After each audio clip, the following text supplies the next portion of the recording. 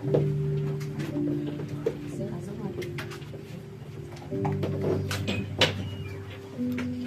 merci. Ok. Nous allons continuer notre message, notre enseignement de ce matin sur le thème ne crains pas, crois seulement. Nous avons parlé de quelques types de crainte, comment plusieurs personnes peuvent se retrouver dans la peur, dans la crainte. Cet après-midi, nous allons continuer l'enseignement. Dieu va nous faire grâce.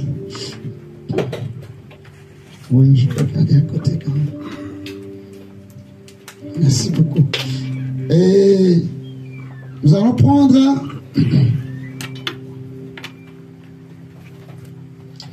il y a un texte de la parole qui nous parle du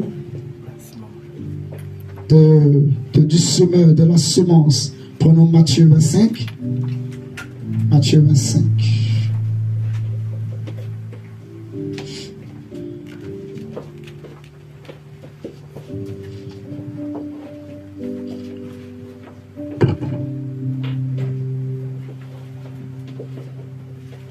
Je suis le Dieu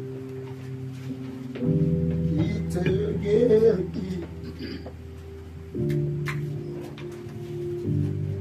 Matthieu 25. À partir du verset 14.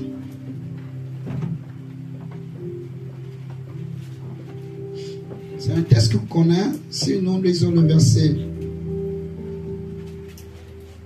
14 à 18. Je vais demander à notre diacre s'il peut me faire la lecture, s'il te plaît.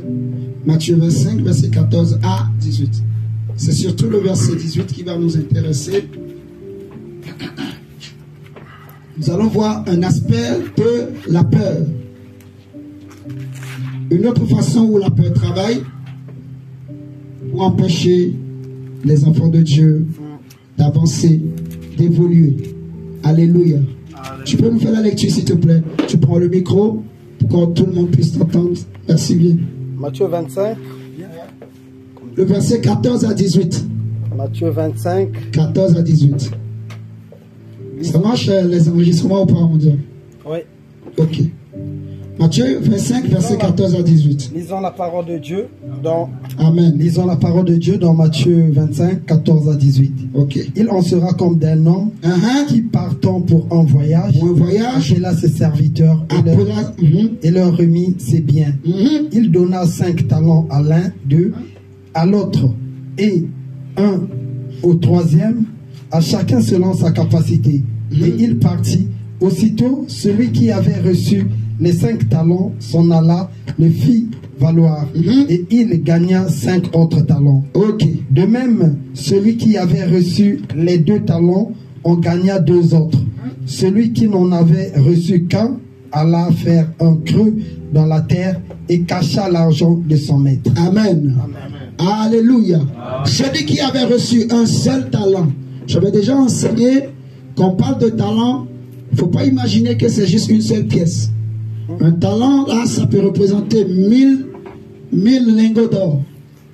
Vous voyez ce que je dis? Ça peut représenter 1000 lingots d'or, un talent. Donc ce n'est pas une pièce, c'est une richesse. C'est un grand trésor, en fait.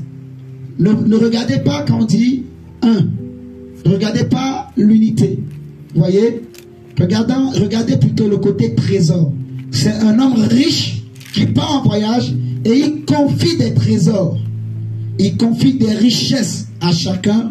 La parole de Dieu précise que selon la capacité, la force de chacun. Quelqu'un avait reçu 5000 lingots d'or, un autre 2000, un autre 1000. Vous voyez? Vous imaginez 1000 lingots d'or. Je peux même aller loin. Je dirais que une pièce, ça peut représenter 1 milliard. Vous voyez ce que je dis? 1 milliard d'euros. Un autre a reçu, je ne sais pas, 5 milliards. Un autre en a reçu, le deuxième en a reçu 2 milliards. Donc 1 milliard aujourd'hui à notre époque, ou 1000 lingots d'or à notre époque, ce n'est pas de l'amusement. On ne ramasse pas ça en se réveillant le matin. Alléluia. Quelqu'un qui a 1000 lingots d'or, il est considéré comme un homme riche. On est d'accord? Maintenant, ce qui est intéressant ici, la Bible nous dit que malgré qu'il avait reçu 1000 lingots d'or, il avait 1000 lingots d'or entre les mains, il ne savait pas quoi faire avec. Il avait peur d'oser. Il avait peur d'aller faire valoir. Il avait peur de faire fructifier. Il avait peur d'aller semer pour gagner. Il avait peur de perdre. Et ce que le Seigneur m'a fait comprendre, en fait, il me disait, vois, tu regardes, en fait, il y a beaucoup de chrétiens qui ont peur d'entreprendre, qui ont peur d'oser, qui ont peur, en fait, de franchir certains pas. Vous voyez? À cause de la peur, la peur de quoi? D'échouer. Vous voyez? Beaucoup ont peur dans la vie d'échouer, et comme ils ont peur d'échouer, ils n'osent pas. Tu veux avoir un diplôme, mais tu n'oses pas te lancer parce que tu ne te sens pas capable, tu as peur. Toi-même, tu as déjà déclaré échec. Vous êtes en train de comprendre? Alors que tu as le talent, alors que tu as le talent en toi, tu as la grâce en toi, tu as le don en toi, tu as la capacité, ma soeur Clarisse. Alléluia. Vous êtes en train de me comprendre? Il y en a beaucoup qui ont des dons, des talents, des grâces, des gens parmi nous qui peuvent devenir des millionnaires, des hommes et des femmes riches, des hommes et des femmes, des chefs d'entreprise, mais qui n'osent pas, vous voyez, parce que, en fait, ils ne veulent pas essayer, ils ne veulent pas tenter. Dans ce monde, il y a eu des hommes qui sont devenus aujourd'hui des riches. Ils ne sont même pas chrétiens. Ils n'avaient pas des millions pour commencer. Ils ont commencé avec de petits trucs. Aujourd'hui, celui qui est à la tête de Facebook, celui qui est à la tête de YouTube, celui qui est à la tête de Twitch, celui qui est à la tête de tous ces réseaux sociaux que vous connaissez. Vous voyez, c'était des hommes qui étaient partis de rire, des étudiants. C'était dans, tu m'entends, Prince? C'était dans la chambre d'étudiants qu'il a eu l'idée. Je vais créer un réseau social avec des amis. Personne n'y croyait. Ils ont créé leur truc. Et l'idée a marché. Tu es en train de comprendre? L'idée a marché. Aujourd'hui, c'est devenu une valeur sûre. Beaucoup d'entreprises préfèrent investir dans des entreprises comme ça parce que ça rapporte gros. Vous voyez? Il y a une histoire. Les engins qu'on utilise souvent pour faire de l'agriculture qu'on appelle Caterpillar. Vous connaissez ça, non? Vous savez comment c'est né, comment ça a été créé? C'était un chrétien, un homme qui a semé. Il a eu l'idée de créer quelque chose. Dieu l'a béni. Vous m'entendez ce matin? S'il n'avait pas osé, vous voyez, il n'allait pas devenir riche. Donc le Seigneur m'a fait comprendre qu'il y en a beaucoup qui, en fait, ils ont peur d'échouer. Ils ont peur d'échouer. Alors que l'échec permet de rebondir. L'échec permet d'apprendre les leçons de la saison passée. Je ne sais pas si quelqu'un m'entend ce matin. Avant de passer dans une saison de gloire, il faut que tu passes par une saison d'échec où tu apprends les erreurs à ne pas répéter. Vous voyez? Et ce qui va te préparer pour que tu entres dans une nouvelle gloire. Alléluia. Amen. Il ne faut pas avoir peur d'échec. Non. Les hommes échouent. On peut échouer dans la vie. Mais ce qui n'est pas bon, c'est de ne pas pouvoir tirer des leçons de ces échecs. C'est ça qui n'est pas bien. Vous voyez ce que je dis? Ce que Dieu attend de l'homme, du chrétien, c'est de tirer des leçons de ses erreurs et d'avancer. La Bible dit qu'avec Dieu, nous ferons des exploits. Avec Dieu. Et que tout est possible, mon cher ami, à celui qui croit. Si tu crois en toi-même, tu crois que tu peux, tu crois que tu peux, Dieu va t'aider. Alléluia. Amen. Si toi-même tu ne crois pas en toi-même, qui d'autre va croire en toi? En fait, c'est ça. Si toi-même tu n'as pas confiance en toi-même, tu ne crois pas en toi-même, qui d'autre va croire? La première personne qui doit croire en toi, c'est toi-même. Vous voyez ce que je dis? Aujourd'hui, on parle des partis politiques. Il y en a qui disent, moi je suis pour tel parti, moi je suis contre tel parti, moi je suis. Je suis électeur de ci, je suis électeur de ça. Ton premier électeur à toi-même, celui qui doit te voter toi-même le premier, c'est toi-même d'abord. Alléluia. C'est toi-même qui dois croire en ce que tu fais. Alléluia. Amen. Je prends un exemple. Tu veux faire des beignets, tu veux vendre des beignets. C'est juste un exemple. Crois que même s'il y a beaucoup qui font des beignets déjà, mais toi, ta façon de faire le beignet, ça va être différent. Amen. Ce ne sera pas le fétiche, mais ça va être une sagesse. La Bible me dit qu'il y a un homme du nom de Jacob qui était auprès de son beau-père Jéthro, en train de travailler pour gagner l'argent pour nourrir sa famille. Chaque mois, Jéthro, comment il s'appelle? Non, pas Jéthro. Comment le beau-père de Jacob s'appelle? Laban venait chaque mois pour changer les règles du contrat. Si ce mois, ça va être les moutons t'acheter, il dit que non, ça ne sera plus les moutons t'acheter. Parce qu'il a vu qu'il y a beaucoup de moutons t'acheter. Donc il sait que s'il laisse les moutons t'acheter, le mois prochain, Jacob va tout prendre. Il dit non, le mois prochain, ce ne sera pas les moutons t'acheter. Alors, qu'est-ce que Dieu faisait? Jacob, quand il allait se coucher, il voit un songe. Dieu lui dit, regarde, ce mois qui va arriver là, ça va être les moutons non achetés. Là-bas, lui dit que non, ça va être les moutons. Lui aussi, il répète, ça va être les moutons non achetés. Mais ce que lui dit, il ne sait pas que Dieu a déjà révélé à Jacob. Donc, quand Jacob se lève, comment il fait? Pour que les moutons puissent aller ensemble, il a vu un songe. Il faut prendre une branche et mettre au milieu des moutons, du mâle et de la femelle. Et quand il met la branche là, quand les moutons vont ensemble, c'est la couleur que lui veut qui sort.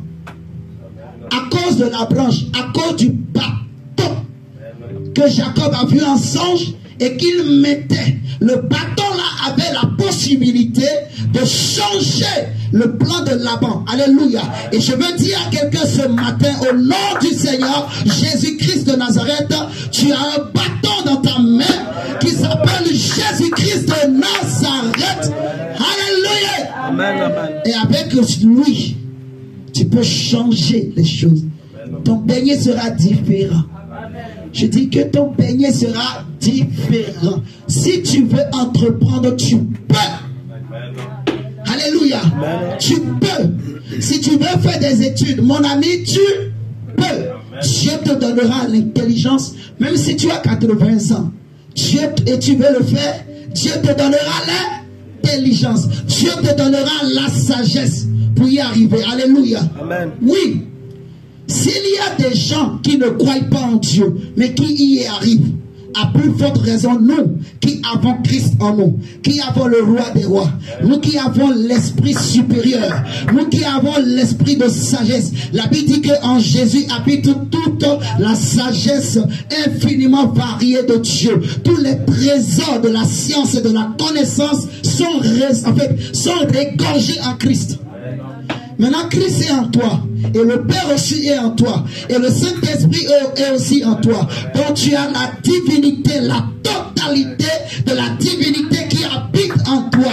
Alors je vais te dire que rien ne peut normalement te résister. La foi. Cette parole est forte. Dieu a mis les hommes à défi. Tout est possible à celui qui croit. Oh! Donc Dieu est en train de défier tout homme. Ça dit que même ce qui est interdit, c'est que l'homme n'est pas capable de faire et que seuls les dieux peuvent faire. Mais un homme qui a la foi, il peut monter dans la dimension des dieux et opérer comme Dieu. Les gens ont dit en voyant Paul, un serpent va mordre Paul, mais les gens le regardent, ils se disent, certainement il va tomber, il va mourir. 1 heure passe, le monsieur ne tombe pas. 2 heures passent, le monsieur ne tombe pas. 3 heures passées, il n'y a pas eu d'antivenin, il n'y a pas eu de d'anticorps, on n'a rien mis en lui, le monsieur ne tombe pas. 5 heures sont passées, il est debout en train de marcher, il est en train de faire des choses. Après, les gens ont dit, c'est un Dieu. Parce que seuls les dieux qui peuvent faire ce que Paul est en train de faire. Alléluia. Oh, je dis à quelqu'un que dans ta famille, dans ta destinée, les gens bientôt commenceront par dire que tu es un Dieu. Ah, je pense que tu ne m'as pas bien compris. Les gens te diront que tu es un Dieu parce que tu vas faire des choses que les hommes ne peuvent pas faire à cause de l'ancien. Amen, amen. Frère, Dieu peut nous amener dans la gloire. Ça le dérange? Non. D'accord. Dieu va nous amener dans la gloire. Alléluia. Nous allons continuer. Regardez ce que David a dit. Et j'aime trop ça. Prenons le psaume 21, 27. Psaume 27. Le verset 1. Je vais sauter certaines parties. Et on va aller. Psaume 27, le verset 1. La Bible nous dit, l'Éternel est mon berger. L'Éternel est ma lumière plutôt et mon salut. De qui aurais-je crainte? L'Éternel est le soutien de ma vie. Amen. De qui aurais-je peur? Quand des méchants s'avancent contre moi pour dévorer ma chair, ce sont mes persécuteurs et mes ennemis qui chancellent et tombent. Si une armée se campait contre moi, mon cœur n'aurait aucune crainte. Si une guerre s'élevait contre moi, je serai malgré cela plein de confiance. Je demande à l'Éternel une chose que je désire ardemment. Je voudrais habiter toute ma vie dans la maison de l'Éternel pour contempler la magnificence de l'Éternel et pour admirer son temple. Car il me protégera dans son tabernacle au jour du malheur. Il me cachera sous l'abri de sa tente. Il me lèvera sur un rocher. Alléluia. Oui, l'Éternel est ma lumière. L'Éternel est ma lumière et mon salut. De qui aurais-je crainte? Moi, André. De qui aurais-je crainte? Je n'aurais pas craint, je n'aurais pas peur des hommes. Non. Qu'est-ce qu'un homme peut me faire? L'homme parle. Les hommes menacent.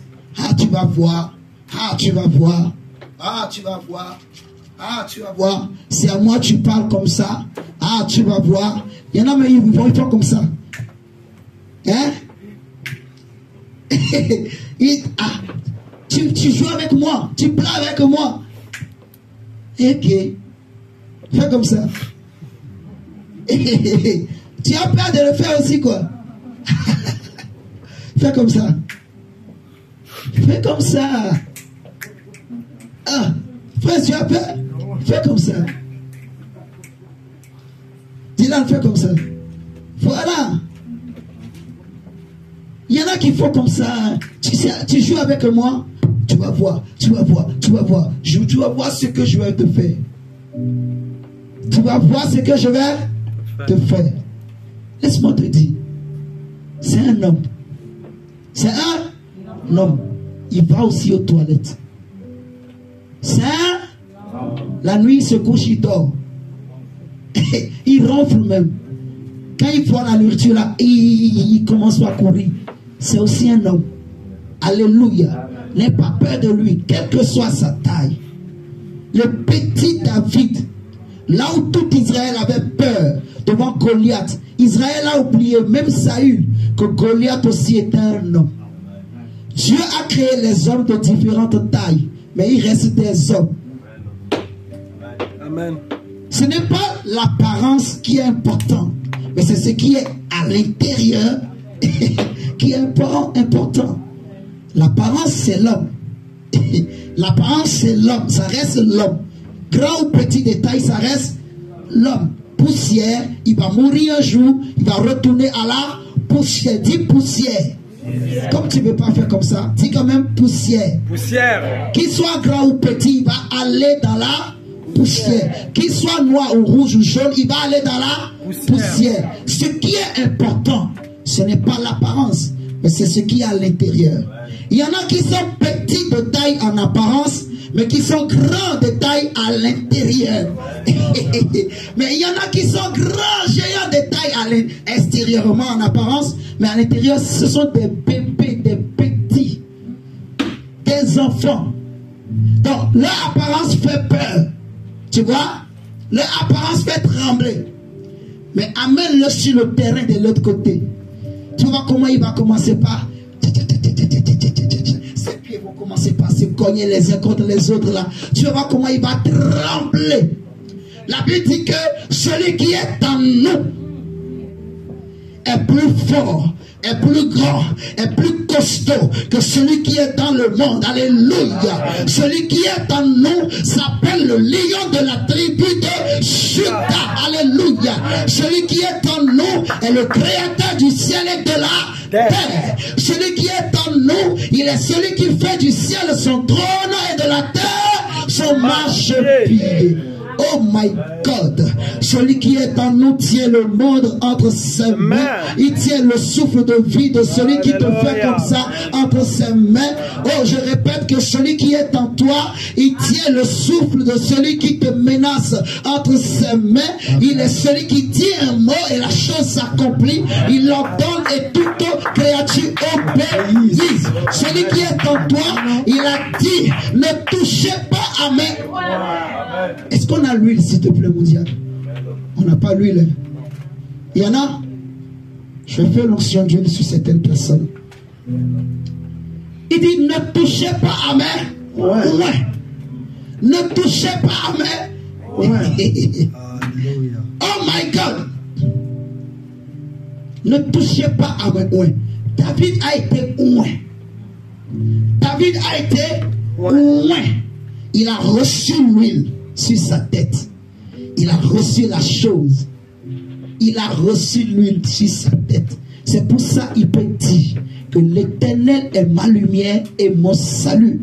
De qui aurais-je crainte? David ne connaît plus la peur. Que tu sois Goliath ou que tu sois de la race des Néphilim, je m'en fous. Celui qui est en moi est plus fort que celui qui est dans le monde. David dit, tu viens contre moi avec la lance et le javelot, mais moi je me lève contre toi avec un nom.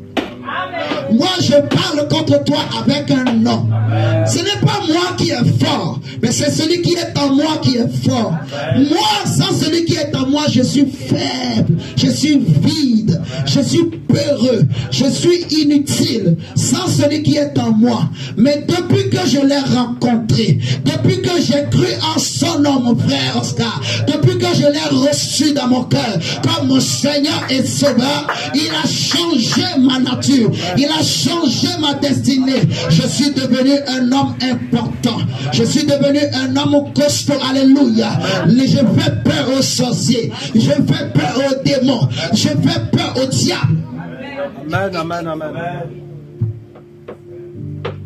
Les gens, les démons disent, nous connaissons Paul. Nous savons qui est Jésus. Mais toi, personne ne te connaît. Alors je pose la question à quelqu'un, qui es-tu? Est-ce que tu te connais toi-même? Qui es-tu? Les démons disent, nous connaissons Jésus. Nous savons aussi qui est Paul. Et ce n'est pas le Paul en apparence qu'ils connaissent, mais c'est celui qui est en Paul, celui que Paul manifeste.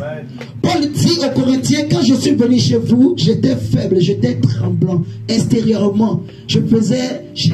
Quand tu me regardes en apparence, tu vas dire, il est faible. En plus, Paul avait un handicap. Il était comme un vieux. Mais quand il se met, quand il commence à vibrer, les murs commencent à trembler. Et les Corinthiens disent, c'est quoi ce monsieur-là? Paul fait vibrer, il fait vibrer. Les démons disent, je sais qui est Jésus. Nous connaissons Paul. Mais toi, vous, qui êtes vous, on ne vous connaît pas. Donc Dieu te pose la question, est-ce que tu te connais? Qui es-tu? Homme. Qui es-tu? Mon frère, ma soeur, est-ce que tu te connais? Qui es-tu réellement? Est-ce que c'est ce que tu penses être que tu es? Si c'est ce que tu penses être que tu es, tu n'as rien compris. Qui es-tu? Tu es une femme? Tu n'as rien compris. Qui es-tu? Tu es un homme? Tu n'as encore rien compris. Je vais te révolutionner. Dieu veut te révolutionner. Parce que nous sommes en train de parler de ne crains pas, crois seulement. Tu comprendras pourquoi Jésus a dit crois seulement. Qui es-tu? Pour percer le secret, il faut te connaître qui es-tu toi-même. Et pour savoir qui es-tu réellement, vous savez avec moi que le premier Adam a échoué. La Bible dit que le premier Adam est devenu une âme vivante. On est d'accord? Une âme vivante, mais qui a péché, qui est tombée dans le péché. Et tous les hommes naissent dans le péché, grandissent dans le péché, meurent dans le péché. Le premier Adam est faible. Il n'est pas un modèle à suivre. Si tu veux savoir pourquoi Dieu dit crois seulement, il faut regarder au deuxième Adam. Est-ce que nous sommes là? Amen. Qui es-tu? Qui es-tu? Les démons disent, nous connaissons Paul. Donc ils savent qui est Paul. Ils savent qui est Jésus. Mais ils posent la question à l'autre. Toi, qui es-tu? Maman, papa, mon frère, ma soeur, est-ce que nous sommes là? Amen. Qui es-tu? Pour le savoir, nous allons regarder à Jésus, le dernier Adam. La Bible dira que Jésus, le dernier Adam, il est un esprit vivifiant, vous voyez, qui vivifie quiconque croit en lui. Vous voyez, il est l'esprit, il est Dieu. En lui habitait corporellement toute la plénitude de la divinité. Alléluia. Ok, nous allons travailler maintenant pour analyser la vie de Christ, pour bien comprendre pourquoi c'est important que tu te connaisses toi-même. Qui es-tu? Mon frère Rudel, qui es-tu? Qui es-tu? Quand moi je te regarde, je sais qui tu es. Mais est-ce que toi tu sais qui tu es? Je te regarde, je sais qui tu es. Je le sais. Mais est-ce que toi-même, tu te connais? Alléluia. Oui. Est-ce que tu te connais réellement? Parce que si tu te connais, il y a certaines choses que tu vas commencer par faire. Tu n'auras plus peur, même